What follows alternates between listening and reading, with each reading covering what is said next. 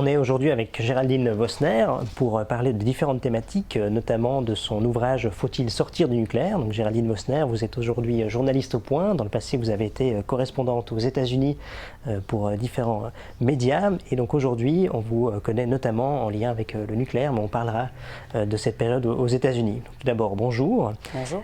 La première question que j'aurais, c'est la perception publique des catastrophes nucléaires. Quand Fukushima a survenu ou dans le passé quand Tchernobyl est arrivé, on a gardé dans l'imaginaire collectif ces événements comme des événements extrêmement forts et extrêmement dangereux, alors que dans l'ouvrage que vous avez écrit en 2019, on voit que le bilan est finalement beaucoup moins tragique que ce qu'on pourrait imaginer. Comment est-ce qu'on explique cette différence ? On peut déjà la constater sur soi-même. J'imagine que beaucoup de gens qui nous écoutent ont vécu à peu près la même chose que moi. Moi, j'avais quel âge ? J'avais une dizaine d'années au moment de l'accident de Tchernobyl, qui a été un traumatisme pour le monde entier. Et je gardais de ce traumatisme fort et des débats qui ont suivi une somme d'idées reçues relativement considérable. La peur du nucléaire, elle n'est pas illégitime. Je veux dire, on entre dans l'histoire du nucléaire par le nucléaire militaire, par des catastrophes innommables, par Hiroshima, par Nagasaki, et le transfert de cette peur sur le nucléaire civil, il est quasiment naturel. Il faut aussi se souvenir que cette manière de maîtriser l'atome est quelque chose d'extrêmement récent. On a quoi, un petit siècle d'histoire nucléaire. Maîtriser l'énergie, c'est comme si on maîtrisait l'énergie du soleil, c'est quelque chose de tellement fou qu'on peut aussi concevoir que le cerveau humain va mettre un temps d'adaptation. Maintenant, il y a eu aussi des exploitations politiques de ces événements tout aussi considérables, si bien que le public est assez déconnecté du réel parce qu'on touche à des domaines qui sont techniquement très complexes et qu'on a du mal à appréhender. Le phénomène d'irradiation, je ne sais pas si les gens savent vraiment que finalement 4 mètres d'eau bloquent absolument toutes les radiations possibles. C'est de la physique et souvent on a toujours une vision magique de ces éléments. Et donc l'opposition au nucléaire, vous avez parlé dans un premier temps du nucléaire militaire et ensuite nucléaire civil.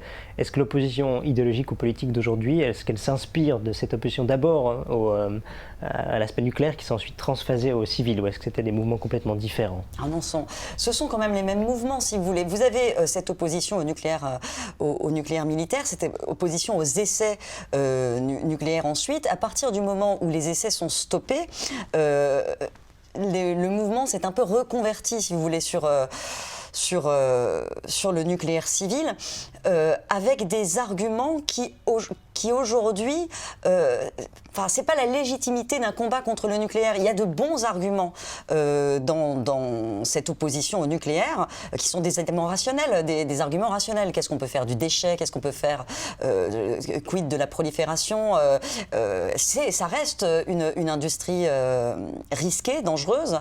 La question qu'on doit se poser aujourd'hui, c'est la relativité des risques. Je veux dire, quelle est l'alternative ? Est-ce que cette alternative est plus risquée, moins souhaitable ? Est-ce qu'elle est plus coûteuse ? C'est cet ensemble de choses qui devraient être posées sur la table avant de prendre des décisions. Et dans le débat sur le nucléaire, ça n'est jamais posé en ces termes. Si on prend l'exemple de Fukushima, qui est le plus récent, peut-être le plus marquant pour la nouvelle génération, comment est-ce que vous pouvez expliquer que ce qu'on a gardé en tête, c'est une énorme catastrophe avec énormément de morts, alors que quand on regarde les rapports internationaux de l'équivalent du GIEC, mais qui regarde les accidents du nucléaire, qui s'appelle l'UNSCEAR, ils expliquent que finalement il y a très peu de morts à cause de la catastrophe en elle-même et qu'il y a des morts parce que les gens étaient déplacés. Donc comment est-ce qu'on explique cette différence entre le fait absolument marquant et le rapport qui est finalement assez banal quasiment dans son... Alors il n'est pas banal.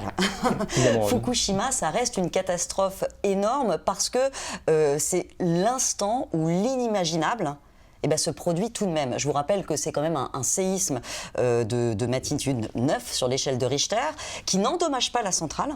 La centrale est arrêtée, tout va bien. Mais le tsunami qui suit crée une vague gigantesque. Et quand elle arrive au niveau de la centrale de Fukushima Daiichi, elle fait 14 mètres.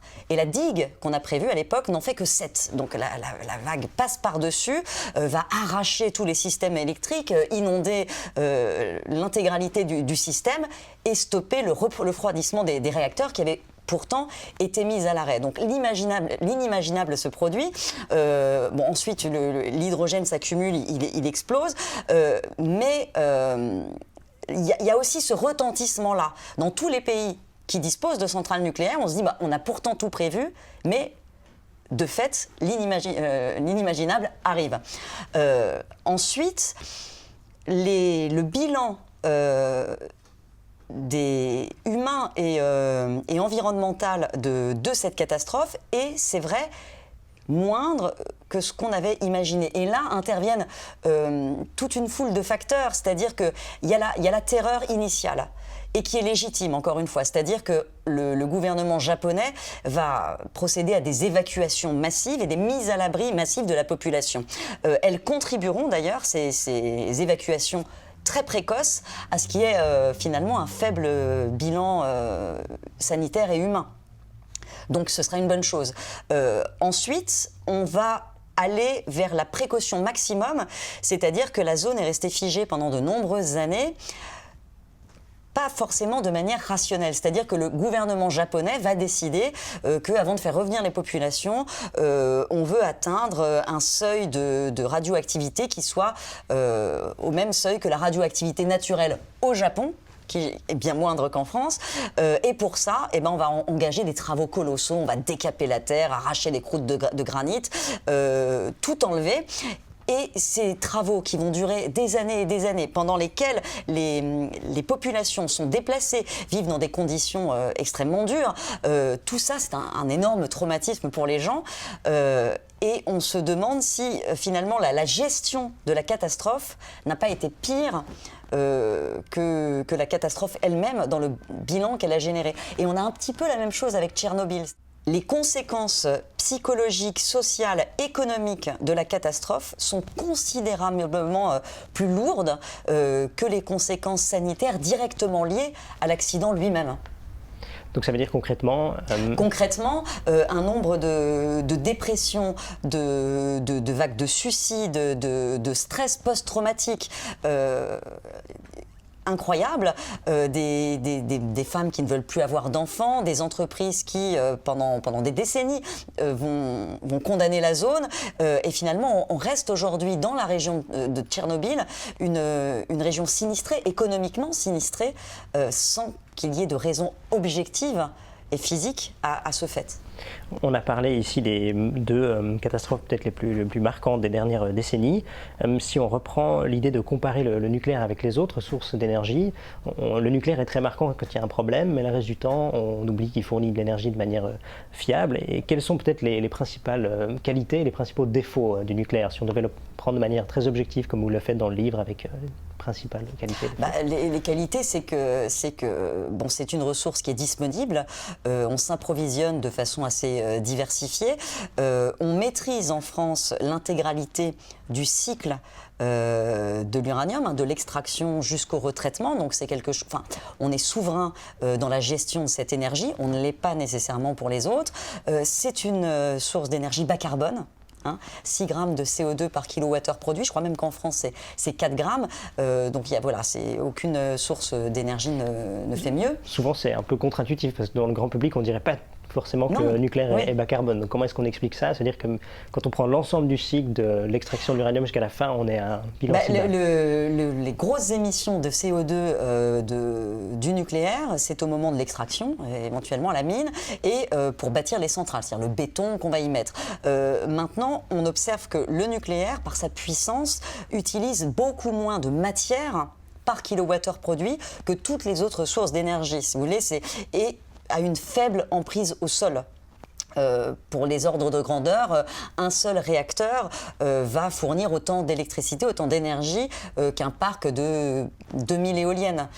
Donc évidemment, il faut moins de matière. Donc le bilan carbone est tout simplement, il n'est pas insignifiant, il existe, mais il est extrêmement faible, ce qui a donné d'ailleurs à la France un avantage par rapport à tous ses voisins, aux économies comparables, dans sa lutte, enfin on va dire, sa quête d'une électricité décarbonée. L'électricité est déjà décarbonée en France à plus de 90% grâce au nucléaire. Évidemment, il présente des inconvénients. C'est qu'il faut avoir une ingénierie extrêmement en pointe pour la gestion du risque. Il y a un sujet sur les déchets qui doivent être gérés. Ils le sont, mais ça reste une question pendante pour les générations futures. Encore une fois, c'est une question qui est pour l'instant gérée et qui est traitable à l'avenir avec des réacteurs de 4e génération qui pourraient permettre de retraiter et de faire disparaître un certain nombre de déchets, notamment de plutonium, les actinides mineurs. Donc voilà, il y a des marges de progression sur cette question-là. Et vous venez de parler des déchets, c'est une thématique récurrente, c'est évident que ça peut faire peur, c'est en partie des déchets très dangereux. Et dans le livre, vous expliquez que la solution qui est proposée actuellement, c'est de les enfouir largement sous terre. Ça pourrait faire peur, on pourrait dire, mais est-ce qu'on est sûr que les gens ne vont pas les retrouver sans savoir ce que c'est dans quelques dizaines de millions d'années? Enfin, quelle est la réponse à ça? Bien sûr, ça peut faire peur. Il n'y a pas de... En fait, il n'y a pas de bonne solution, il n'y a pas de solution sans risque, il n'y a pas de solution miracle ni idéale. La question c'est quelle est l'alternative? Les déchets aujourd'hui de nos systèmes électriques, charbon, gaz, ils sont dans l'air. Ils sont dans la nature, ils contribuent au réchauffement climatique, on les respire, il y a des dizaines de milliers de morts par an de la pollution atmosphérique, c'est ça l'alternative. Les déchets du nucléaire, pour l'instant, aujourd'hui, ils sont gérés, ils sont enfermés, certains sont retraités et la solution de l'enfouissement est apparue pour une faible proportion en volume des déchets, mais qui sont ceux qui contraignent l'essentiel de la radioactivité, qui sont les déchets à très haute réactivité, vie courte et longue, et qu'on se propose d'enfouir dans une couche d'argile dont on sait qu'elle a été stable depuis des millions d'années et qui est à 500 mètres sous terre.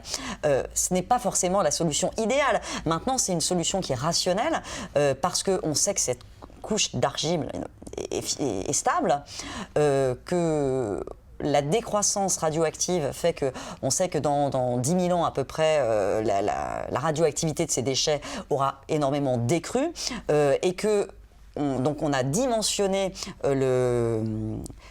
le package, si vous voulez, dans lequel on enferme ces déchets en fonction de cela. Et ensuite, les actinides mettent très peu de temps à monter dans l'argile, c'est quelques centimètres en 10 000 ans. Donc ça paraît une solution relativement fiable. L'alternative est laquelle, encore une fois? L'alternative, c'est est-ce qu'on les laisse en surface? Où là, on est à la merci, que sais-je, d'un changement de régime, de perte de compétences massives, rapides, qui fait que dans 200 ans, on n'aura peut-être pas les ingénieurs, les compétences nécessaires, les structures qui permettent de sécuriser ces déchets, donc il peut paraître quand même plus raisonnable de les enfouir. Un autre point qui est cité parfois comme faiblesse du nucléaire, c'est la dépendance à l'étranger pour la provenance de l'uranium. Donc est-ce que ça c'est une thématique pour la France ou même pour les pays européens, ou est-ce que vous jugez que c'est pas du tout important? Alors moi non, je pense que c'est un sujet mineur. Les ressources d'uranium dans le monde, elles sont assez précisément connues. Elles sont plus grandes que ce qu'on exploite aujourd'hui parce que pour des questions de coût, l'uranium étant peu cher, il y a certains gisements qu'on a jugés pas intéressants économiquement d'exploiter. Il y a de grandes réserves alors, au Kazakhstan, au Niger, en Australie, au Canada, en Russie. Russie, c'est pour l'instant une production mineure, mais on peut diversifier en tout cas notre approvisionnement, donc ça me semble pas être un sujet fondamental. Vous posiez tout à l'heure la question, j'y reviens parce que j'y ai pas répondu, du pourquoi on continue à penser que le nucléaire est une source polluante. Là, pour le coup, c'est directement lié aux politiques qu'on a conduites. Et quand en 2015, on décide politiquement de réduire la part du nucléaire dans le mix électrique français de 75% aujourd'hui à 50%, ce qui était la volonté une loi qui a fait voter Ségolène Royal suite à un accord avec les Verts, un accord de François Hollande avec les Verts. On le fait au nom du climat. Si bien qu'est né dans l'esprit des gens fermer les centrales nucléaires égale lutte contre le réchauffement climatique, ce qui est un non-sens complet. Et politiquement, tout le message a porté sur ce non-sens, c'est-à-dire qu'on a vendu aux électeurs français l'idée que fermer des centrales, ça allait permettre de lutter contre le réchauffement climatique. Une autre thématique sur laquelle les opposants que vous venez de citer surfent parfois, c'est la durée de vie des centrales. C'est vrai qu'a priori, pour un citoyen lambda qui n'a pas fait des études d'ingénierie nucléaire, il pourrait se dire mais une centrale qui vieillit, c'est inquiétant. Et est-ce que la prolonger encore de 10, 15, 20 ans, est-ce que c'est raisonnable? Est-ce que vous pouvez le rassurer? Qu'est-ce que vous pouvez lui dire? Il n'y a pas de durée de vie officielle d'une centrale nucléaire.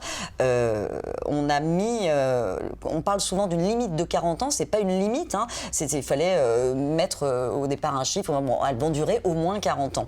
On a un système en France qui est celui des visites décennales, c'est-à-dire que tous les 10 ans, on fait un check-up complet et intégral d'une centrale et on procède à tout un tas d'adaptations, d'améliorations, on s'adapte au changement de législation, aux nouvelles exigences pour lui permettre d'être prolongé pour 10 années supplémentaires, si bien qu'aujourd'hui, je prends l'exemple de Fessenheim qu'on a fermé parce que c'était la plus ancienne, Fessenheim au moment où on l'a fermée était plus sûre qu'au moment où on l'a mise en service puisqu'elle avait déjà vécu 3 visites décennales et elle avait été adaptée à tous les événements. Et notamment après les accidents donc, de Tchernobyl et notamment de Fukushima, on a profondément amélioré le fonctionnement de tout ce parc, de ces centrales. Notamment, par exemple, après Fukushima, on a fait des améliorations importantes, lourdes. C'est là qu'on a ajouté des systèmes électriques de secours un peu partout, comment on appelle ça ? Des groupes électrogènes de secours. On a aussi modifié la pression de l'hydrogène pour éviter qu'il puisse y avoir des explosions, une accumulation d'hydrogène dans le réacteur. Donc tout ça fait que les centrales aujourd'hui sont plus sûres qu'à l'époque de Fukushima. Et de toute façon, un incident tel que celui de Fukushima, exactement le même, ne pourrait plus se produire, serait probablement différent et probablement moins impactant. L'exemple de Fukushima peut donner en partie du grain à moudre ou du poids au discours anti-nucléaire, parce que finalement le nucléaire est sûr jusqu'à la prochaine catastrophe pas prévue. Si on prend cet argumentaire que la France s'est adaptée à la catastrophe à Fukushima, donc c'est-à-dire qu'il est sûr dans ce qu'on peut prévoir et dans ce qu'on oui, mais a prévu. Un barrage est sûr jusqu'à un événement imprévu. Et une rupture de barrage, c'est potentiellement des dizaines de milliers de morts. Aucun accident nucléaire n'a eu des conséquences aussi dramatiques. Donc, ce sont des sujets extrêmement préoccupants, extrêmement sérieux. Je ne voudrais pas qu'on ait l'idée que je minimise le risque, mais encore une fois, il faut regarder le risque relativement aux autres et aux alternatives. Et vous l'avez cité avant, les centrales à charbon tuent chaque année beaucoup plus que ce que le nucléaire civil a tué pendant toute son existence. Un des avantages que vous avez cité, c'est le fait que la France peut maîtriser son parc nucléaire et que c'est des connaissances de pointe. On peut parfois avoir l'impression qu'une génération d'ingénieurs nucléaires est partie à la retraite et qu'il y a comme un trou dans la relève et que ça fait que certains travaux avancent aussi peut-être moins vite. Et donc est-ce que ça, c'est pas un grand risque qui pourrait aussi faire peur à la population de se dire on perd de savoir, est-ce que nos centrales sont encore sûres dans 10, 15, 20 ans? Alors c'est un risque énorme. Là où c'est triste, c'est que c'était un risque parfaitement prévisible. Toutes les autorités indépendantes ont alerté le gouvernement de ce risque. Je pense à l'autorité de sûreté nucléaire dans chacun de ses rapports depuis 2005 et ensuite, sans que les gouvernements successifs ne s'en inquiètent préalablement.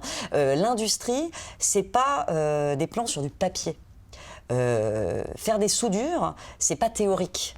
C'est un savoir-faire, c'est un savoir-faire long. On considère que pour former un bon soudeur, ça prend 7 années de pratique. Et pour ça, il faut qu'il ait la pratique et puis il faut qu'il puisse s'entraîner. Donc pour ça, il faut effectivement des programmes. Et en France, on n'a rien lancé depuis très très longtemps. Ces compétences se sont perdues. Et ça, on le voit, on en paye aussi le prix, les conséquences aujourd'hui.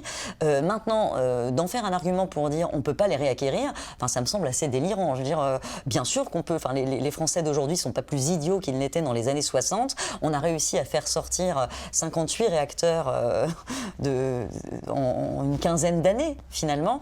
Donc oui, si on a la volonté et un programme qui permet de lancer ces plans de formation. Il n'y a rien d'insurmontable, bien sûr, ce sont des compétences qu'on peut réacquérir. Maintenant, ça va être long. Contrairement à ce qu'on pourrait croire, le nucléaire il progresse dans le monde, on en construit dans plein de pays et les acteurs majeurs de ce renouveau ou de cette expansion du nucléaire, on peut le lire dans un rapport de la Fondation pour l'innovation politique, Marco Baroni, il explique que c'est avant tout la Russie et la Chine qui construisent aujourd'hui des réacteurs. Donc est-ce qu'il faut voir ça comme une fatalité? Est-ce que l'Europe est sortie de l'histoire du nucléaire ou est-ce que c'est un retard qu'on peut rattraper? C'est la question parce que effectivement, contrairement à ce qu'on entend souvent et encore aujourd'hui, le nucléaire est très dynamique. Vous avez notamment tous les pays d'Europe de l'Est qui sont très très dépendants du charbon, du gaz, qui est beaucoup russe, et qui doivent décarboner leur électricité. La Pologne, c'est plus de 80% de son électricité est encore au charbon. Donc elle a besoin de décarboner et elle se tourne naturellement vers le nucléaire qui est disponible et qui va l'aider. Pas uniquement le nucléaire, bien sûr. C'est un mix dans tous ces pays d'énergie renouvelable et du nucléaire, mais pour aller vite et pour pouvoir atteindre leurs objectifs. Le GIEC, d'ailleurs, le dit dans ses rapports, l'atteinte des objectifs ne sera pas possible sans nucléaire. Alors, selon les contextes et les économies. Et donc, c'est en montée dans le monde. La Chine a déjà une 50aine de réacteurs en fonctionnement, une vingtaine en construction. Donc, la Chine a clairement mis le pied dans ces compétences-là.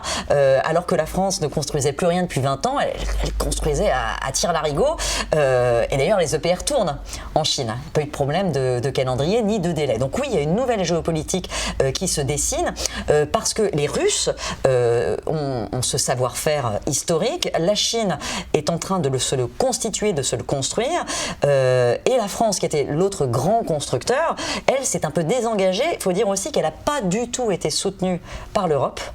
L'Europe qui a beaucoup suivi la politique de l'Allemagne, je ne vais pas se mentir, la politique européenne en matière d'énergie, c'est la politique de l'Allemagne, et l'Europe n'a pas du tout aidé le nucléaire. On voit d'ailleurs les débats homériques qu'il y a eu autour de son inclusion dans la taxonomie verte, ce qui n'est d'ailleurs pas fait.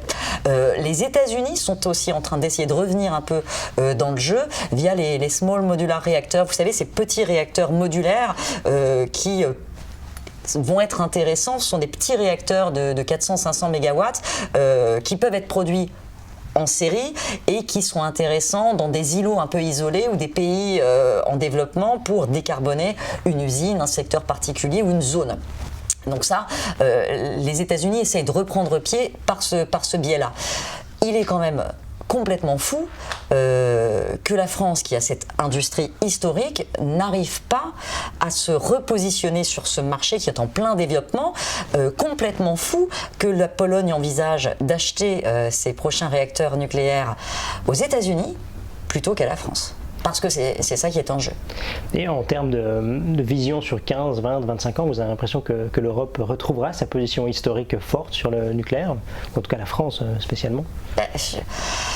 L'Europe, je ne sais pas, parce que, encore une fois, l'Allemagne, on voit que la crise qu'on traverse n'a pas fait revenir l'Allemagne en arrière. Je pense parce qu'elle a pris des décisions trop structurantes. Je veux dire, il y a un choix allemand qui a été fait au début des années 2000 de sortir du nucléaire pour des raisons politiques et de se tourner vers le gaz russe. Et l'Allemagne a dimensionné son système électrique ces 15 dernières années pour répondre à cet objectif-là. Donc, elle a construit de très nombreuses centrale à gaz, elle a construit des pipelines, elle s'est organisée, elle a construit son parc éolien qui est assis sur le gaz. Donc là, plutôt que de revenir en arrière, puisqu'elle n'a plus une industrie nucléaire digne de ce nom, elle ne veut pas se tourner vers la France, l'espoir de l'Allemagne, ce serait de reposer sur l'hydrogène, c'est-à-dire de produire, d'avoir d'acheter à l'étranger beaucoup d'hydrogène, renouvelable ou non, pour pouvoir continuer à faire tourner ces usines sans nucléaire. Bon, c'est le choix de l'Allemagne, on n'est pas forcément obligé de se dire que toute l'Europe doit suivre ce choix-là, qui ne me paraît pas particulièrement pertinent, en tout cas dans le contexte français. Peut-être pour reprendre l'exemple de l'Energiewende en Allemagne, la difficulté de ces mix énergétiques, c'est toujours d'avoir une base pilotable et le reste avec des renouvelables. Donc, oui, c'est le grand non-dit de la politique allemande. On le sait, mais ça n'avait pas passé le mur du débat public et les gens commencent à peine à le percevoir aujourd'hui. L'Allemagne a considérablement développé son parc renouvelable, éolien, dans une moindre mesure photovoltaïque, mais elle a gardé toute sa ressource pilotable, c'est-à-dire qu'elle a juste débranché ses centrales à charbon, elle ne les a pas fermées. Et c'est ça qui est important dans un système électrique parce que c'est cette ressource pilotable qui vous permet de passer les pointes. Pointe de consommation, c'est le matin, c'est le soir entre 18 et 20 heures, quand tout le monde se connecte sur le réseau en même temps pour faire tourner son four, voilà, pour avoir de l'électricité. Donc ce passage des pointes, il faut pouvoir avoir suffisamment de puissance installée pour le passer quand le vent ne souffle pas. Et c'est arrivé l'hiver dernier, une longue période anticyclonique qui était sur toute l'Europe en janvier. On n'a pas eu de vent pendant plusieurs semaines et sans cette puissance installée, on ne peut pas passer les pointes. Donc là, on voit l'Allemagne qui rebranche ses centrales à charbon, ses centrales à gaz. C'est aussi pour ça que l'Energiewende a coûté si cher en Allemagne, parce qu'elle a dû maintenir tout ce parc dormant, si vous voulez, pour pouvoir le rallumer en cas de besoin. On vit peut-être un moment historique avec la crise qui ouvrira les yeux d'une partie de la population sur les dépendances, qu'elles soient bonnes ou négatives. Après, c'est au peuple de juger. Dans le livre sur le nucléaire, vous citez un basculement similaire, qui n'est pas tout à fait comparable, mais en France, en 1974, où la France bascule dans le tout nucléaire, comme on dit, parce qu'elle s'est rendue compte que l'essence coûtait plus cher, que le pétrole coûtait plus cher. Et à partir de ce moment-là, c'est devenu un avantage stratégique de basculer vers le nucléaire. Est-ce qu'on peut revenir déjà sur cet épisode historique? Et peut-être, est-ce que l'équivalent va arriver aujourd'hui en Europe en général? Je ne pense pas que l'équivalent soit possible aujourd'hui, parce que ce qui a été possible dans ces années-là, c'était dans un système où les économies étaient fermées. Enfin, nos systèmes électriques n'étaient pas interconnectés de la manière qu'ils le sont aujourd'hui. Je ne pense pas qu'il soit possible, en tout cas en restant dans le système, le réseau européen de l'électricité tel qu'il est, je ne vois pas. Il faut qu'on puisse faire une place à tous les autres systèmes électriques qui se sont développés, et notamment renouvelables. Donc on ne rebasculera pas dans le tout nucléaire. Par contre, il serait intéressant qu'on puisse avoir non plus ce couple renouvelable-gaz, plutôt renouvelable, source décarbonée, donc que ce soit hydraulique ou nucléaire, ça me semble quand même plus pertinent dans un contexte de réchauffement climatique et d'urgence climatique. Parce qu'on a le sentiment là, ces derniers mois, que cette urgence climatique passe complètement sous les radars. Ça n'intéresse, ça n'est plus la priorité. La priorité, c'est de faire tourner les usines. Donc la réalité politique déplace l'urgence climatique. Peut-être vous pouvez expliquer plus en détail comment le système d'électricité européen aujourd'hui empêche un basculement vers le tout nucléaire, par exemple? Qu'est-ce qui fait que Alors, c'est pas qu'il l'empêche, c'est que nos systèmes sont interconnectés. Et bon, certains pays ont un fort nucléaire, la France, d'autres n'en ont pas du tout, d'autres ont plutôt des renouvelables, certains sont encore sur du charbon, d'autres du gaz. Au nord de l'Europe, beaucoup d'hydroélectriques. Et pour développer les énergies décarbonées, on a créé ce système qui est de les favoriser sur le réseau. Nos réseaux sont tous liés, hein. Et donc, dans le premier électron qui va être pris, va être toujours un électron qui produit le moins de CO2. Donc ça va être l'éolien, le photovoltaïque, comme ça on décroît. Et le dernier qui sera pris sera celui le plus polluant, c'est-à-dire le gaz ou le charbon. Et c'est ça qui fait... Les prix sont indexés là-dessus, c'est ça qui fait flamber les prix. Mais ça a une vertu, c'est-à-dire qu'on peut utiliser dans un pays de l'Est où il n'y a pas de nucléaire ou peu d'éolien, de l'électricité qui est produite à un instant T sur la côte, sur les côtes atlantiques ou sur les côtes de la mer du Nord. Donc ça a un intérêt, ce système d'interconnexion. Maintenant, la France ne peut pas dire aujourd'hui je coupe tout, je me ferme de mes voisins et je fais que du nucléaire et je le garde pour moi. D'ailleurs, ce serait coûteux et ce serait un retour en arrière qui n'est pas très intéressant aujourd'hui. Par contre, il faudrait qu'on puisse ouvrir la réflexion sur les mix qu'on a décidé un peu politiquement sans vraie raison. C'est-à-dire que pourquoi on a décrété en France qu'il fallait que ce soit 50% de nucléaire et pas plus, c'est pas très rationnel. Donc ça, c'est l'objectif pour le futur. C'est l'objectif qu'on s'est fixé, qu'a maintenu Emmanuel Macron. C'est pas très rationnel. Pourquoi 50%? Pourquoi pas 60 ou 70 comme aujourd'hui? Pourquoi pas? J'attends toujours qu'on m'explique pourquoi on se fixe cette limite. Je vois pas de justification à ça. Mais vous diriez qu'en général, une dynamique plutôt positive pour le nucléaire est en train de s'installer. Moi, j'ai l'impression que typiquement en France, l'antinucléarisme était plus fort il y a 5 ans que maintenant en tout cas. Assurément, quand on est confronté à des risques de blackout, qui sont déjà là. On a déjà des entreprises qui ont réduit leur production, qui ont accepté pour passer l'hiver de couper le jus selon un agenda qui est déjà planifié. Oui, il faut quand même se poser la question rationnellement de qu'est-ce qu'on fait pour préserver une économie, d'autant plus qu'on sait que les économies d'énergie, on va devoir les faire. Et très souvent, l'erreur de réflexion ou des raisonnements est de se dire ceux qui prônent le nucléaire sont ceux qui veulent rien changer à l'existant. Mais au contraire, en fait, on sait qu'on va devoir profondément modifier l'existant.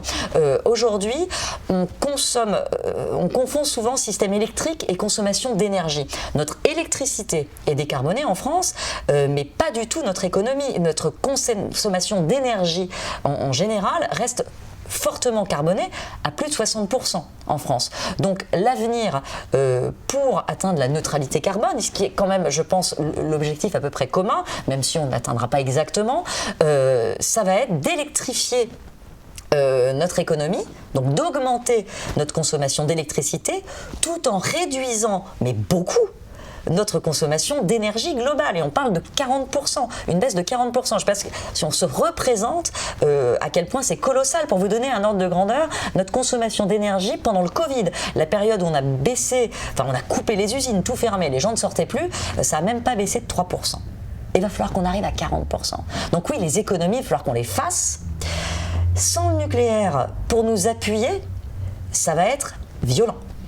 En tout cas, c'est un énorme défi. C'est vrai que c'est presque se rajouter un peu des problèmes alors qu'on n'en a pas besoin. On a assez d'autres à régler. Après avoir parlé de nucléaire pendant une demi-heure maintenant, une deuxième thématique a été prévue. Elle est très différente. C'est un peu un autre monde même. Vous avez été correspondante aux États-Unis pendant 4 ans, de 2012 à 2016. Donc juste la période avant l'arrivée de Trump qui a marqué, qui a bouleversé la science politique en général. Donc quel souvenir vous gardez des États-Unis? Qu'est-ce qui vous a marqué quand vous avez débarqué en 2012? Alors, j'étais au Canada avant. Donc je fais un ensemble Amérique du Nord. C'est vrai qu'il y a un choc culturel de fonctionnement des médias, beaucoup, des médias très attachés aux faits, beaucoup plus qu'aux commentaires tels qu'on le connaît en Europe. Ensuite, les années aux États-Unis, c'est des années passionnantes pas d'accompagner, mais de chroniquer cette montée d'un populisme, d'une forme de populisme jusqu'à l'élection de Donald Trump. Et en fait, c'était intéressant parce que ça fait écho à ce qu'on a connu exactement au même mouvement qu'on a connu en Europe. On aurait tort de croire que c'était un phénomène uniquement américain. C'est un phénomène qui a largement traversé toutes les sociétés occidentales. Et donc, vous l'avez vu monter aux États-Unis. Concrètement, vous avez l'impression que maintenant, en Europe, on est au même stade, on l'attend encore? Non, je pense que ce mouvement-là, on l'a vécu même pas en différé, si vous voulez. On va le vivre peut-être un peu en différé, mais ce grand mouvement de montée des inégalités, de déclassement des classes moyennes, de désindustrialisation qui accompagne tout ça, l'effet boomerang d'une mondialisation excessive, on le vit de la même manière en Europe qu'ils l'ont vécu aux États-Unis. Ça prend des formes d'expression différentes parce que les systèmes politiques sont pas les mêmes, mais on les vit de la même manière. À ça s'ajoutent l'effet réseaux sociaux. Pareil, on les vit de manière différente, mais des mouvements qui s'apparentent au Trumpisme, on en a aussi en France. Donc l'équivalent du Trumpisme, ça serait en France? Je vais vous surprendre. Moi, non, pas le Trump. Alors, là, je parle pas politiquement, mais je vois beaucoup de similarités dans les démarches entre Sandrine Rousseau et Donald Trump.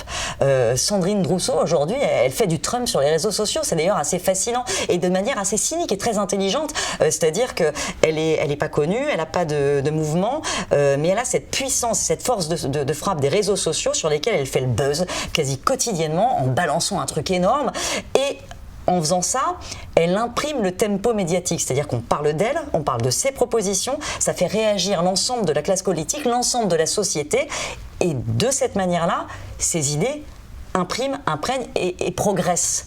Et c'est exactement les mêmes ficelles qu'a employé Trump pour porter son ascension. Les mêmes. Donc c'est cette façon de cliver de manière très claire que chacun a finalement une opinion positive ou négative. Et d'imposer ses thématiques. De vous contraindre à en débattre, à en discuter. C'était assez marquant aussi vu de l'extérieur pendant la présidentielle où Éric Zemmour a bien réussi à faire ça, à imprimer d'abord ses thématiques, après il a disparu avec le temps, mais c'était aussi l'impression qu'on avait, c'est qu'il imprimait ses thèmes et les autres devaient réagir à ce qui mettait sur la place. C'était moins, je pense que dans le cas d'Éric Zemmour, c'était un peu plus factice, dans la mesure où il s'est appuyé sur des banques de données déjà constituées d'un petit réseau. Quand on regarde la carte du vote Zemmour, c'est assez intéressant, ça calque presque quasi exactement la carte des audiences de son émission sur CNews. Ce qu'on a vu avec Éric Zemmour, c'est qu'il n'a pas réussi à dépasser ce petit cercle finalement médiatique assez restreint, et les thématiques qu'il agitait, il n'était pas le seul à les agiter. Donc il y a moins de nouveautés, je trouve, dans ce phénomène Zemmour que dans ce que fait Sandrine Rousseau. Pas avec des nouvelles thématiques, justement. Dans les années avant, au Canada, est-ce que la différence entre le Canada et les États-Unis est très grande ? Moi, ce qui m'a le plus frappé, en fait, c'est vraiment cette dimension nouveau monde. C'est que culturellement, on a du mal à se représenter pourquoi les réactions à différents phénomènes sont si différentes. Mais ça tient à la ressource. Le Canada, et comme les États-Unis d'ailleurs, sont des territoires extrêmement vastes qui sont assis sur un tas de ressources naturelles colossal. C'est-à-dire que le Canada, c'est des kilomètres et des kilomètres de rivières qu'on peut harnacher pour produire de l'électricité. C'est des terres rares. Ce sont des ressources que l'Europe n'a pas. Et même si les Canadiens ou les Américains n'en ont pas conscience, je pense que il y a dans cette image, dans leur, pas une conscience, je veux dire, au sens de lucide, c'est imprégné en eux, ce qui leur donne une espèce de côté toujours positif et d'un optimisme qu'on n'a plus en Europe, qui est une société qui est profondément pessimiste parce qu'elle sait, elle n'a plus ce potentiel de développement qu'on a encore au Canada. Je veux dire, 30 millions d'habitants sur un aussi vaste territoire, finalement, on ne peut qu'être optimiste. Merci beaucoup pour ces impressions. Comme ça, on découvre aussi un peu le Canada et les États-Unis à travers votre expérience. À la fin de nos entretiens, on a l'habitude de poser la question à nos invités, de nous citer un livre ou une œuvre artistique en lien avec la liberté qui les a marqués durant leur vie. Si on devait en citer qu'une, ce serait laquelle pour vous ? Moi, parce que c'est celle qui me vient souvent spontanément, mais il y en a plein, il y en a beaucoup. Mais c'est le livre de Solzhenitsyn, Le Premier Cercle.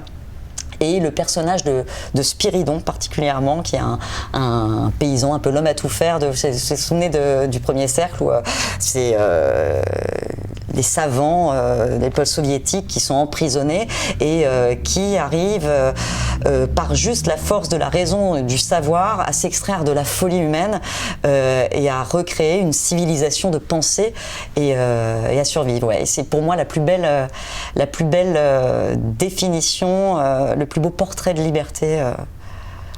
Alors, on vous conseille de le lire, on conseille également de lire votre livre « Faut-il sortir du nucléaire ?» Il apporte beaucoup de réponses très éclairées et très sourcées aussi pour mieux comprendre ses propres craintes face à une énergie qui peut faire peur a priori. Donc merci beaucoup pour cet entretien et une bonne journée. Pour manquer aucun de nos contenus, n'hésitez pas à vous abonner à la chaîne et à activer la cloche. Pour infuser la liberté, n'hésitez pas à partager nos vidéos autour de vous.